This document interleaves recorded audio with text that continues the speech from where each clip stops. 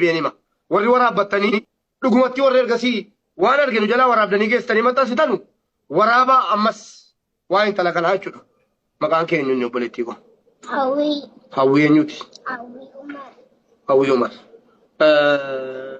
gaafadhu murii sulaata abbaan kee meerri dhiisi bannaatu baabaan meerri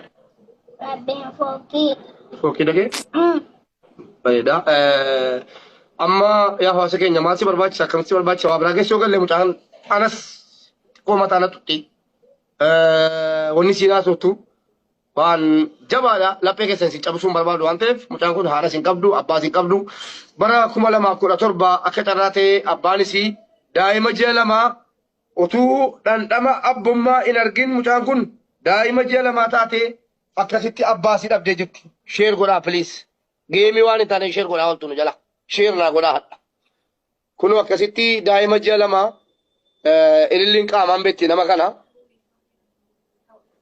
ji'a lamatti dhiisee irraa gara ganda akiraa deeme du'ee jechuudha abbaan biyyuma kana keessatti.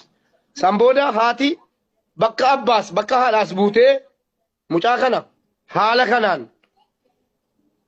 haala kanaan bashannansiiftee wallaahi haati haadha eenyuufu haala kanaan bashannansiiftee guddisaa turte. Haa ta'u malee gaafa guyyaan ga'u qobattii si gattee haatis eengadda guyyaa 10 dura ganda akiraanu jalaa deemte. Kanaaf obboleessa obboleetti wanni kana olii laphee nama cabsu jira yoo jette kijibaadhaati. Mucaan kun kophaa si jirti amma. Firan qabdu, maatiin qabdu, haadhaaf abbaan gatanii du'an biyya kanatti dhalatte shaahadaa biyya kanaatiin jirti. Namoonni waraqaa fixaafii jiru koreen jechuudha. Latti kennanii rabbii jedhee namni gargaaruu barbaade haa gargaaruu jedhani. Kanaaf obboleettii koo hundi keessan namni 1,300 kun sheer godhaa. Mucaa kana wanni nu gochuu dandeenyu haadha ta'uu fi dandeenyu abbaa ta'uu fi dandeenyu waa tokko iyyuu wanti nu ta'uu fi dandeenyu hin jiru gargaaruu malee. Kanaaf obboleettii keenya ilillii haadha hiyyeessaa galatoomi yeroo hunda wanni dhufe ani fudhattee akkaawuntii siinuu kennitee lallee akkasumas akkaawuntii kaan nu kennitee warra Ameerikaatii qopheessitee jirti ammas mucaa gargaarsuudha. Wanni gaarii ta'e immoo ililliin qabatamaan beetti maatii kana. Qaamaan qabatamaan hadhaa Ameerikaa jirti qabatamaan qaamaan beetti. Kanaaf wanni nu daa'ima calluma jennee finne itti kadhannuuf hin jiru sobaan jechuudha dhugaadha. Soba isin itti finnee hin beeknu rabbumaa jennee biraa dhaabannu. Gargaarsi karaa lamaan tokko warri biyya alaa jirtanu nu gurmaatii walitti nuu qabaa rabbii jedhaati daa'ima keessan ilaalaa. Utuu ana ta'e sadha biyya duniyaarraa deemee boru yookiin aslii yookiin abbaa ta'etu daa'ima kootti kadhataa jechuudha. Utuu isin ta'es akkasuma jechuudha. Kanaaf kana ilaallee hundi keenya iyyuu bakka jirru walitti himnee wal kakaafnee waan mucaa kanaa male taasisuu qabnaa jechuudha. Keessattuu warri ilmoo qabdan amaanaa keessan du'aa gargaaraa osoo hin taane du'aa gargaarsisaa.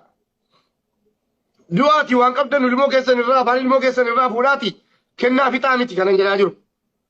Akka taatan taate akkuma kaleessa baratame akkuma dheengadda baratame nama sadi qobaatti erguurra nama 3-4-5 warri Jarman warri Ingilizii namni keenya bakki inni dhibeen jiru warri biyya faranjii biliis keessattuu rabbumaa jennee nama 5-6 taanee walitti qabannee yoo isin barbaadan tokko akkaawuntii biyyaatu banamee jira maquma Mahammad Jaarraatiin nama beekamaadha nama sheekaatii nama haqa namaa barbaadu miti yeroo jarri lubbuun jiran illee gargaaraa ture saahiba abbaati akkaawuntii biyyaa irratti galchuu yookaan immoo asitti argitanii jennaan bifa viidiyootiin qabatamaan daa'imaaf isa biratti geessinee itti kennuudha jechuudha. Karaa lamatuudha kanas.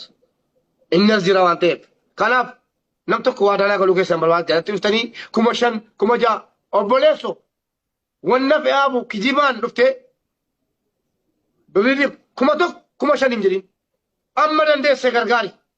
Amma dandeesse qofa waan bor galchuu dandeessu waan iftaan galchuu dandeessu. Kanaan achi 10,000 kennettee 15,000 kennettee haqqii yatiimaa waa tokko wanti haqqii yatiimaa olii hin jiru namni tokko nama tokko waadaa yoo gale haqqiidha silumayyuu kun immoo yatiima kana waadaa galtee akka namni hin gargaarre gootee kaate bor calliftee gargaarsa sakaanii ciifta taanaan wallaahi biyya dunaattis biyya akiraattis gaafatamta akkasii an xumureera warri hin beekne yoo jiraate hin beeksifnaa viidiyoo kana waraabaati geeffadhaa meemee maxxansaa isiniin jedha amma gargaarsaatti eegallaa akkaawuntii warri biyya arabaa jettanu akkaawuntii Itoophiyaa irratti galchituufi.